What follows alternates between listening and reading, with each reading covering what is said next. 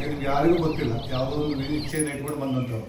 ಈಗ ಅವರ ದರ್ಶನ, ಯಾಕಂದರೆ ಗುರು ಹೇಳುವಂಥ ವ್ಯಕ್ತಿ ಹೇಳುವಂಥದ್ದು ಮಹಾ ದೊಡ್ಡ ಶಕ್ತಿ ಅದು. ಆ ಶಕ್ತಿ ವ್ಯಕ್ತಿ ರೂಪದಲ್ಲಿ ಇವತ್ತು ಇಲ್ಲಿ ಬರ್ತಾ ಇದ್ದಾರೆ, ನಡೆದಾಡುವಂಥ ದೇವತೆ ದೇವರೊಂದೇ. ನೀವೇನು ಕೇಳೋದು ಬೇಡ, ಅವರಾಗೆ ನಿಮ್ಮಲ್ಲಿರುವಂಥ ಏನು ಮನಸ್ಸಿನಲ್ಲಿರುವಂಥ ಖೇದ ಆಯಿತು ಅಥವಾ ಏನು ದುಃಖ ಇದೆ ಅಥವಾ ಏನು ಮಾನಸಿಕವಾದಂಥದ್ದು ತೊಂದರೆ ಇದೆ ಅದನ್ನೆಲ್ಲ ಕೂಡ ಅವರು ಹೇಳ್ತಾರೆ. ನಾವು ಹೇಗೆ ಹೇಳ್ತೇವೆ ನಮಗಿಂತಲೂ ಉತ್ತಮವಾದಂಥ ರೀತಿಯಲ್ಲಿ, ಅಂದರೆ ಅವರು ಆ ಸಿದ್ಧಿ ಮಾಡ್ಕೊಳ್ಳುವಂಥ ಮಹಾನ್ ವ್ಯಕ್ತಿಗಳು. ಅದಕ್ಕಾಗಿ ಅಂಥ ವ್ಯಕ್ತಿಗಳ ದರ್ಶನವಾದ ಭಾಗ್ಯ ನಿಮಗೆ ಸಿಕ್ಕಿದೆ ಇವತ್ತು. ಯಾರೂ ಗಡಬಡೆ ಮಾಡ್ಕೊಳ್ಬೇಡಿ, ಯಾಕೆಂದರೆ ಮನೆಯ ಸಮಸ್ಯೆಗಳು ಯಾವತ್ತೂ ಇರ್ತದೆ, ಸಂಸಾರ ಸಮಸ್ಯೆ ಯಾವತ್ತೂ ಇರೋದಿಲ್ಲ ಅನ್ನುವಂಥದ್ದಲ್ಲ. ಯಾಕೆಂದರೆ ಅವರ ಒಂದು ಮಂತ್ರಾಗತೆಯಲ್ಲಿ ಅಷ್ಟು ವಿಶೇಷತೆ ಇದೆ. ಕೇವಲ ಅವರ ಮಂತ್ರಾಗತೆಯನ್ನು ಸ್ವೀಕಾರ ಮಾಡೋದ್ರಿಂದನೇ ಎಷ್ಟೋ ಸಮಸ್ಯೆಗಳು ಬಗೆಹರಿದಿದೆ ತುಂಬ ಜನರಿಗೆ. ಯಾಕಂದರೆ ನಿಮ್ಮ ಸಮಸ್ಯೆಗಳಿರ್ತದೆ, ಆ ಮಂತ್ರಾಗತೆಯನ್ನು ಬಾಯಲ್ಲಿ ಇಟ್ಕೊಂಡು ದಿನ ಬೆಳಗ ಮುಂಚೆ ತಗೊಳ್ಳೋದ್ರಿಂದ ಎಷ್ಟೋ ಸಮಸ್ಯೆಗಳು ಬಗೆಹರಿದಂಥ ವ್ಯಕ್ತಿಗಳು ತುಂಬ ಜನ ಇದ್ದಾರೆ.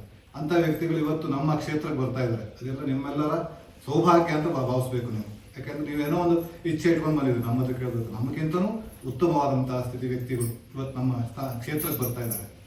ನೀವೇನೋ ತುಂಬ ಗಡಬಡೆ ಇದೆ, ಎಲ್ಲ ಹೋಗ್ಬೇಕು ಅಂತ ಹೇಳಿ ಎಲ್ಲರೂ ಮನಸ್ಸಿನಲ್ಲಿ ಇಟ್ಕೊಂಡಂಥವ್ರು, ನಮ್ಮ ಕೆಲಸ ಮುಗಿಸೋಗ್ಬೇಕು ಅಂತ. ಇವತ್ತು ಅವರ ಮಾತು ಕೇಳಿ, ಯಾಕೆಂದ್ರೆ ಅವರ ವಾಕ್ಯಗಳು ಒಂದೊಂದು ವಾಕ್ಯಗಳು ಕೂಡ ಮಹತ್ವತೆ ಇದೆ. ಅದಕ್ಕಾಗಿ ಅಂಥ ಮಹತ್ವದ ಒಂದು ವಾಕ್ಯಗಳನ್ನ ಕೇಳಿ ನಿಮ್ಮೊಂದು ಸೌಭಾಗ್ಯ ಅಂತ ಭಾವಿಸಿ. ಯಾಕೆ ಯಾರು ಗಡಬಡೆ ಮಾಡ್ಕೊಳ್ಬೇಡಿ. ಹೇಳ್ತಾರೆ ನಿಮ್ದೆಲ್ಲ ಸಮಸ್ಯೆಗಳನ್ನು ಇಟ್ಕೊಳ್ಳಿ, ಬದಿಗೆ ಇಟ್ಕೊಳ್ಳಿ. ಇವತ್ತು ಅವರ ದರ್ಶನ, ಅವರ ಪಾದಸ್ಪರ್ಶನ ಅಥವಾ ಅವರ ಮಂತ್ರಾಖ್ಯತೆ ಇದಕ್ಕೆಲ್ಲ ಮಹತ್ವವಾದಂಥ ಶಕ್ತಿ ಇದೆ ಹೇಳ್ತಾರೆ. ಅದಕ್ಕಾಗಿ ಇವತ್ತು ನಮಗೊಂದು ಅವಕಾಶ ಕೊಟ್ಟಿದ್ದಾರೆ, ನಮ್ಮ ಕ್ಷೇತ್ರಕ್ಕೆ ಬಂದು ಎಲ್ಲ ನಮ್ಮ ಭಕ್ತಾದಿಗಳಿಗೆ ಒಂದು ಮಂತ್ರಾಕ್ಷತೆ ಕೊಡುವುದರ ಮೂಲಕವಾಗಿರ್ಬೋದು, ಆಶೀರ್ವಾದ ಮಾಡುವುದರ ಮೂಲಕವಾಗಿರ್ಬೋದು, ಹೀಗೆ ನಾನಾ ರೀತಿಯಲ್ಲಿ ಅವರು ಕೊಡುವಂಥ ಒಂದು ಏನಿದೆಯಲ್ಲ ಆ ಒಂದು ಪುಣ್ಯತಮವಾದಂಥ ಭಾಗ್ಯ ನಮಗೆ ಒದಗಿ ಬಂದಿದೆ. ಅದಕ್ಕಾಗಿ ನೀವೆಲ್ಲರೂ ಒಂದು ಭಾಗ್ಯವಂತರು ಅಂತ ಭಾವಿಸಬೇಕು. ದೇವಿನೇ ಸ್ವತಃ ಅವರಾಗಿದ್ದಾರೆ. ಆ ಒಂದು ಯೋಗ ನಿಮಗೆ ಸಿಕ್ಕಿದೆ.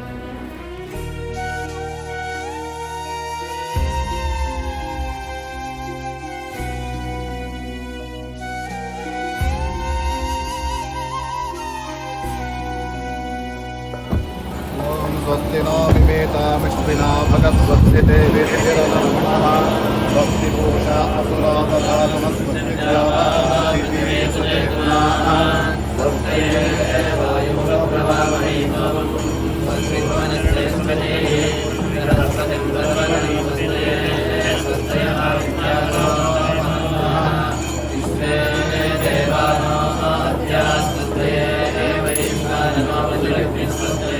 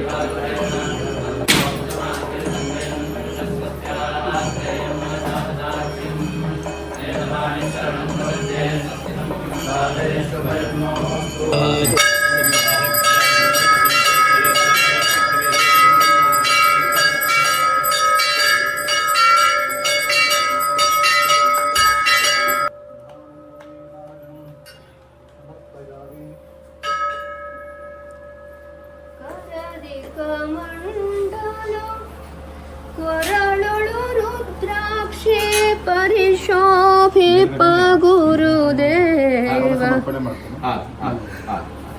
ನೀನೇ ಶರಣಾಗತ ಪರಿಪಾಲ ಕರುಣಾಳುವೆ ಪರಿಪಾಲ ವೇದಾಂತೆ ಪ್ರತಿಷ್ಠಿತಃ ತಸ್ಯ ಪ್ರಕೃತಿನಸ್ಯ ಪರಸ್ಸ ಮಹೇಶ್ವರಃ ಪ್ರಜಯಾಧನೇನ ತ್ಯಾಗೇನೈಕೆ ಮೃತತ್ವಮಾನುಷುಃ ಪರೇಣ ನಾಕಂ ನಿಹಿತಂ ಗುಹಾಯಾಂ ವಿಭ್ರಾಜತೆ ತದ್ಯತಯೋ ವಿಶಂತಿ ವೇದಾಂತ ವಿಜ್ಞಾನ ಸುನಿಶ್ಚಿತಾರ್ಥಾಃ ಸನ್ಯಾಸಯೋಗಾದ್ಯತಯಃ ಶುದ್ಧತತ್ವಾಃ ते ब्रह्मलोके तु परान्तकाले परामृतात् प्रमुच्यन्ति सर्वे चक्रं विपाकं फलमेश्वभूतं यत्कुण्डलीकं पुरमध्यसर्गस्थं तत्रापि चक्रं गगनं विशोकस्तस्मिन् यदन्तस्तदुपासितव्यम् यो वेदादौ स्वरप्रोक्तो वेदान्ते च प्रतिष्ठितः तस्य प्रकृतिरेनस्य परः स महेश्वरः गुणवे सर्वलोकानां विषये भवरोगिणां विषये सर्वविद्यानां दक्षिणामूर्तये नमः व्यक्तरूपाय निर्गुणाय गुणात्मने समस्तजगदाधारमुक्तये ब्रह्मणे नमः इदं फलं मया देवा स्थापितं पुरतस्तव तेन मे सुफलावाप्तिर्भवेज्जन्मनि जन्मनि सद्गुरुपादकाभ्यो नमः प्रार्थनां समर्पयामि प्रार्थयामि नमस्करोमि विमेतामिष्टिना भगवत्स्यते वेदिरनमः भक्तिपूषा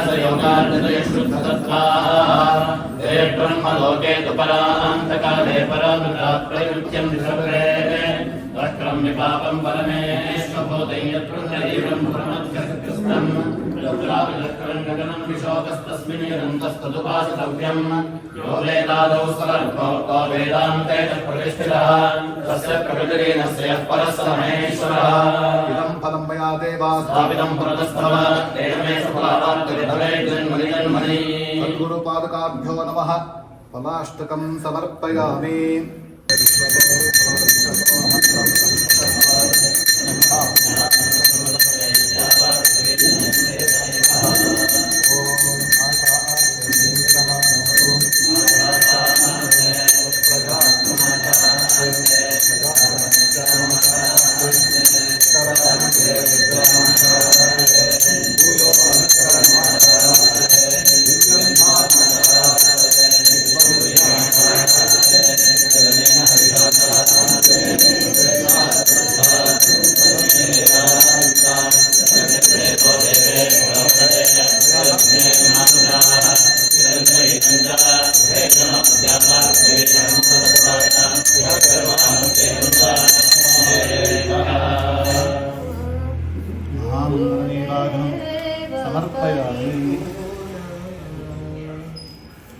ಸತಿ ಇಲ್ಲಿ ಮಹಾದೇವಾಲಯಕ್ಕೆ ಬರ್ತಾ ಇರೋದು ಮೊದಲನೇ ಸತಿ ತುಂಬ ರಾತ್ರಿಯಾಗಿ ಕಂಡು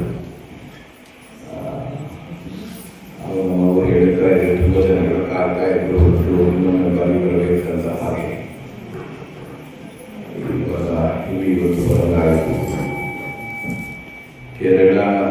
ಕೇರಳಲ್ಲಿದ್ದರು ಅಲ್ಲಿಂದ ಬಂದು ಬೆಂಗಳೂರು ಬಂದು ಡೈರೆಕ್ಟಾಗಿ ಈ ಕಡೆ ಬಂದು ಮತ್ತು ಇನ್ನು ಮುಂದಕ್ಕೆ ಮಹಾರಾಷ್ಟ್ರ ಬಾರ್ಡರ್ ಕಡೆ ಹೋಗೋದುಂಟು. ಇಲ್ಲಿ ಮಗು ಹತ್ರ ಪ್ರಶ್ನೆ ಪರಿಹಾರಕ್ಕೋಸ್ಕರ ಬಂದರೆ 2-3 ಕೂಸುಗಳು ನಮ್ಮ ಬೆಂಗಳೂರು ಮಠಕ್ಕೆ ಬಂದಿದ್ದು ಪ್ರಶ್ನೆ ಈ ಸ್ವಾಮಿಗಳು ಕಳಿಸಿದ್ರು. ಚೌಡೇಶ್ವರಿ ದೇವಾಲಯದಿಂದ. ಮತ್ತು ನಿನ್ನೆ ಅವರು ದರ್ಶನಕ್ಕೆ ಬಂದು ಎಲ್ಲ ಚಲವಾಯಿತು ಅಂತ ಹೇಳಿದ್ದೆ. ನಾನು ಹೇಳಿದ್ದೆ ಅಲ್ಲಿ ಹೋಗಿ ಅಮ್ಮನಿಗೆ ಏನಾದರೂ ಸಮರ್ಪಣೆ ಮಾಡಿ ನೋಡಿ. ಒಂದು ವ್ಯಕ್ತಿ ಬಗ್ಗೆ ಸಾವಿರಾರು ಭಾವನೆಗಳಿರ್ಬೋದು, ಗುರುಗಳ ಬಗ್ಗೆ ಒಂದೇ ಭಾವನೆ ಇರಬೇಕು. ತ್ಯಾಗ, ಧರ್ಮ, ಸತ್ಯ ಇತ್ಯಾದಿ. ಇವಾಗ ಮನುಷ್ಯನ ವಿಶೇಷ ಜ್ಯೋತಿಷಿಗಳನ್ನು ಕೂಡ ಕೇಳಬೇಕು. ನಮ್ಮ ಆಪ್ತ ಶಿಷ್ಯ ಸತೀಶ್ ಭಟ್ ಹೇಳ್ತಾನೆ, ಬಹಳ ಅಧ್ಯಯನ ಮಾಡ್ತಾನೆ, ಸಾಧನ ಮಾಡ್ತಾ ಇರ್ತಾನೆ ಶಾಸ್ತ್ರ, ಜ್ಯೋತಿಷ್ಯ ಶಾಸ್ತ್ರದ. ನಮ್ಗಿವರಷ್ಟೆಲ್ಲ ಏನೂ ಗೊತ್ತಿಲ್ಲ, ಒಂದು ಗೊತ್ತಿಲ್ಲ, ನಿಮ್ಮಷ್ಟು ಕೂಡ ಏನು ಗೊತ್ತಿಲ್ಲ. ಬಟ್ ಅವರು ಚಿಕ್ಕ ವಯಸ್ಸಲ್ಲಿ ಕೇಳ್ತಾರೆ, ಈ ನಕ್ಷತ್ರಗಳು 120 ವಯಸ್ಸು ಮನುಷ್ಯ ನಮ್ಮ ಲೈಫಲ್ಲಿ ಬಂದು ಆಟ ಆಡಿಕೊಂಡು ಇವರಿಗೆ ಯಾರ ಅಧಿಕಾರ ಕೊಟ್ಟು ಹೋಗಿಲ್ಲ. ಶನಿ ದಶೆ, ರಾಹು ದಶೆ, ಬುಧ ದಶೆ, ಆದಿತ್ಯ ದಶೆ, ಇವರೆಲ್ಲರಿಗೂ ಯಾರ ಅಧಿಕಾರ ಕೊಟ್ಟು ನಮ್ಮ ಜೀವನದಲ್ಲಿ ಬಂದು ಆಟ ಆಡಕ್ಕೆ? ನಾ ಏನು ಹುಟ್ಟಿದಾಗ ಮಾಡಿಲ್ಲಪ್ಪ, ಇನ್ನೊಂದು ನನಗೆ ಸಂಬಂಧ ಇಲ್ಲ. ಕೇತು ದಶೆ ಮಾಡಲಾರ ತಪ್ಪಕ್ಕೆಲ್ಲ ನಾವು ಮಾತು ಕೇಳಬೇಕಾದ್ರೆ. ರಾಹು ದಶೆ ಅನಾರೋಗ್ಯ ಸ್ಥಿತಿಯಂತೆ, ಆದಿತ್ಯ ದಶೆಯಲ್ಲಿ ಆದಿತ್ಯ ಭುಕ್ತಿ ನಡೆಯ ಟೈಮರು ನನ್ನ ಸ್ವಂತ ಬಂಧಗಳ ಮರಣ ವಾರ್ತೆ ಕೇಳಬೇಕಂದೆ. ನನ್ನ ಸ್ವಂತವರು ಇಲ್ಲದಾಗಿದೆ, ಅವರಿಗೆ ಜೀವಹಾನಿ ಆಯಿತು ಅಂದ ಸುದ್ದಿ ನನ್ನ ಕಿವಿಯಲ್ಲಿ ಬರಬೇಕಂದ. ನನಗೆ ಬಹಳ ಬೇಜಾರಾಯಿತು. ಇದೇನಪ್ಪ, ಈ ಆದಿತ್ಯನ ಯಾರ ಅಧಿಕಾರ ಕೊಟ್ಟು ನನ್ನ ಜೀವನದಲ್ಲಿ ಬಂದು ಆಟ ಆಡೋಕ್ಕೆ ಅಂತ ಯೋಚನೆ ಆಯಿತು. ಆಮೇಲೆ ಹುಡುಕಿದೆ, ವರ್ಷಗಳು ಹುಡುಕಿದೆ, ಉತ್ತರ ಸಿಕ್ಕಿಲ್ಲ. 32 ವರ್ಷಗಳ ತಪಸ್ ಮಾಡಿ ದೇವಿ ಪ್ರಗಟವಾಯಿತು. ಬಹಳ ಕಣ್ಣೀರು, ವಿಶೇಷ ಒಂದು ಅನುಭೂತಿಯಿಂದ ಅಮ್ಮನ ದರ್ಶನ ಪಡೆದುಕೊಂಡು ಸುಮಾರು ಪ್ರಶ್ನೆ ಅವಳು ಕೇಳಿದೆ. ಅದರಲ್ಲೊಂದು ಪ್ರಶ್ನೆ ಇದ್ದಿದ್ರು, ಯಾರು ಕೊಟ್ಟೆ ಈ ಗ್ರಹಗಳಿಗೆ ನನ್ನ ಜೀವನದಲ್ಲೂ? ಇವಾಗ ನಮ್ಮ ಮನೇಲಿ ಯಾರೋ ಒಬ್ರು ಬಂದರೆ ನಮ್ಗೆ ಗೊತ್ತಿಲ್ಲ ಅಂದರೆ ಏನು ಕೇಳ್ತಿ? ನೀವು ಯಾರು? ನಿಮ್ಗೇನಾಗಬೇಕು ಅಂತ ನಗುತ್ತಾ ಕೇಳ್ತಿ, ಹೌದಿಲ್ಲ? ಇಲ್ಲಪ್ಪ ನಾ ಯಾರೇ ಹುಡ್ಕೊಂಡು ಬಂದಿದೆ, ನಮ್ಮ ಮುಖ ಚೇಂಜ್ ಆಗುತ್ತೆ. ಎಲ್ಲರೂ ಇಲ್ಲಿಲ್ಲ ಹೋಗ್ರಿ ನೀವು ಅಂತ ಹೇಳ್ತಿ. ಇಲ್ಲ ನಮಗೇನೋ ಕೊಡಬೇಕಂತ ಹೇಳ್ತಿ, ಏನು ಬೇಕು ನಿಂಗೆ ಅಂದು ಮತ್ತೆ ಕೋಪ ಬರುತ್ತೆ, ಹೌದಿಲ್ಲ? ಈ ಗ್ರಹಗತಿಗಳಿಗೆ ಮಾತ್ರ ಬಂದಾಗ ಅನುಭವಿಸ್ತಾ ಇದೆ, ಇವ್ರಿಗೇನು ಬೈಯೋದಿಲ್ಲ ಅಲ್ಲ ಅಂದ. ಬಹಳ ಕುತೂಹಲ ಇದೆ. ಆವಾಗ ಅಮ್ಮ ಹೇಳಿದೆ, ಪುರುಷನ ಬೀಜ, ಶಿವಾಂಶವಾಗಿರೋ ಬೀಜ ಸ್ತ್ರೀ ಒಳಗಡೆ ಹೋದಾಗ, ಸ್ತ್ರೀ ಒಳಗಡೆ ಅವಳ ಯೋನಿಯಿಂದ ಗರ್ಭಕೋಶ ಒಳಗಡೆ ಹೋದಾಗ ಸ್ವಯಂ ಶುಕ್ರ 1 ತಿಂಗಳು ನೋಡ್ಕೋತಾನೆ. ಯಾರು? 1 ತಿಂಗಳು ಶುಕ್ರ ಅದನ್ನು ನೋಡ್ಕೋತಾನೆ. ಹೌದಾ, ನಂಗೆ ಗೊತ್ತೇ ಇಲ್ಲ. ಎರಡನೇದು ಕ್ಲಾಸಲ್ಲಿ ಹೇಳಿಕೊಟ್ಟಲ್ಲ, ಮಂಗಳ. 2ನೇ ತಿಂಗಳು ಯಾರು ನಮ್ಮನ್ನ ನೋಡ್ತಾನೆ, ಸಾಕ್ತಾನೆ? ಮಂಗಳ. 3ನೇದು ನೋಡಿ, ಹೊಟ್ಟೆ ಒಳಗಡೆ ಇದ್ದಾಗ ಗುರು ನಿಮ್ಮನ್ನ ಹಿಡಿದಿಯ ಕಾಲದಲ್ಲಿ ಹಿರಿಯವರು ಹೇಳ್ತಾನೆ, 3 ತಿಂಗಳ ಕಟ್ಟಿಪಿಂಡ ಎಲ್ಲರಿಗೂ ಹೇಳಿ.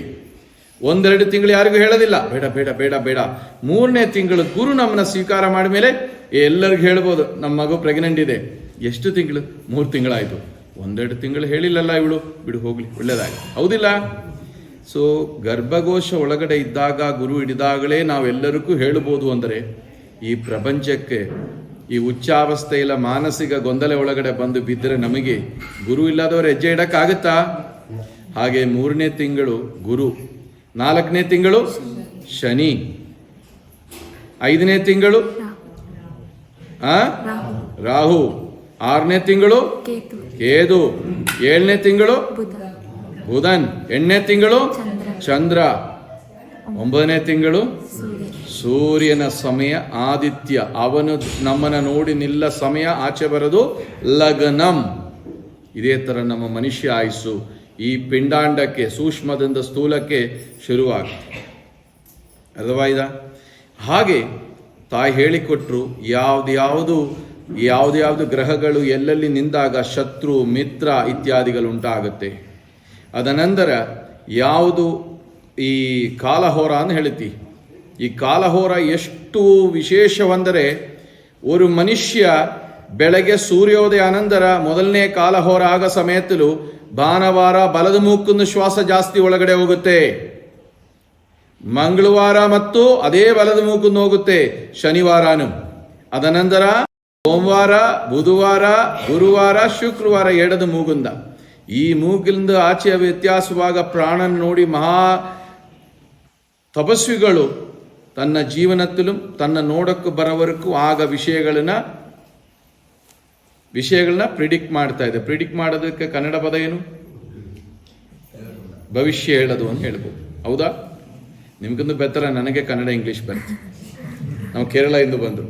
ಅದೇ ಥರ ಶಾಸ್ತ್ರ ಒಂದದು ಆಕಾಶತನ್ನು ಬಿದ್ದಿದಲ್ಲ, ಶಾಸ್ತ್ರವೆಲ್ಲ ನಿಮ್ಮೊಳಗಡೆ ಇದೆ.